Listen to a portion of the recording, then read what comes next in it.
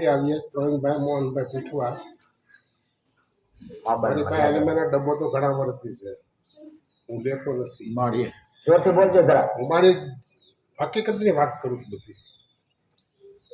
અહીંયા આવ્યા પછી 4 દી પછી એવું લાગ્યું કે એનીમાં બહુ જરૂરિયાત છે જીવન માટે. એનીમાં લ્યો તો તમારું બધું વ્યવસ્થિત સાફ થાય, બાકી ડૉક્ટરની ટિકિટથી સાફ થતું નથી. અને એકવાર આહાર કરવાનો ને બાકી ફ્રૂટથી જીવો તો તમારી તંદુરસ્તી સારી રહે. ભગવાનભાઈનો જે આદેશ છે એ 100% સાચો છે, એમાં કોઈ મિસમેચ નથી. માણસે કરવું જોઈએ. હા, આપણે અહીંયા 5 દી રહીએ પછી એના વિચાર બદલાઈ જાય તો પછી એનો કોઈ અર્થ નથી.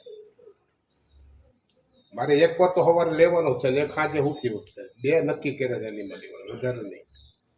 કેટલા વર્ષ પહેલા આપણે બીજી વાત થઈ લ્યા? ઘણા વર્ષ પહેલા થઈ હતી, બસ ત્યારે લીધો નથી. વાપસ તમે એની મને ઓલી લેતા આવ્યા હતા ભગવાન દાસ પાસે. 6 વર્ષથી સમજાય એકવાર છે. ઉપયોગ કર્યો પછી ઉપયોગ નથી કર્યો. હવે એમ થાય કે શરીરમાં જે રોગ થાય છે એને હિસાબે જ થાય છે. અમારા આ 3 મહિના હેરાન થયો હતો પાણીમાં, પોજા ચડી ગયા હતા, યુરોકેશન લોહીમાં વધી ગયું હતું. આ બધી બીમારી આમ જુઓ તો કબજિયાત જ એનું મુખ્ય મૂળ છે. એ જો તમારું સાફ રહે તો તમારી શરીરને તંદુરસ્તી સારી રહે. બાકી તો જીવન છે કોઈ ના નથી પડવાનું, જે ખાવું.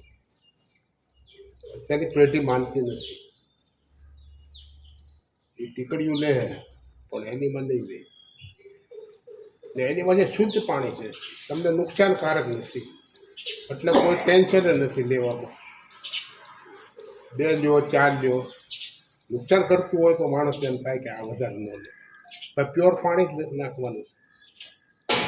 છતાં આપણું મગજ બેસતું નથી એમ, બેહાડવું પડે મગજ. બરાબર. બાકી તો જિંદગી છે એને જ કરવાની છે. ઉંમર છે તમે તંદુરસ્તી રાખશો તો તમારું જીવન સારી રીતે જાય. બાકી તો બધું મોજ છે બજારમાં, કોઈ ના પાડતું નથી.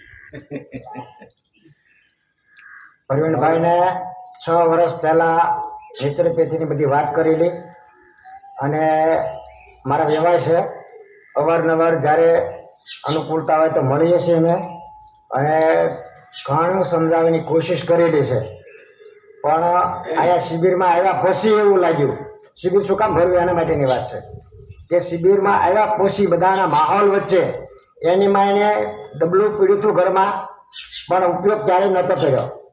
હવે અહીંથી સંકલ્પ લઈને જાય છે 2 વાર લેવાનો, એનીમાં 2 ટાઈમ કરીશ. 2 વાર તો લેવાનો. એટલે તમારું નામ બોલો ભાઈ, આખું વ્યવસ્થિત, અને મોબાઈલ નંબર બોલો. Mobile number 94 277 78 253. મવા સરસ. મારે ઘણું આ નથી માનતા.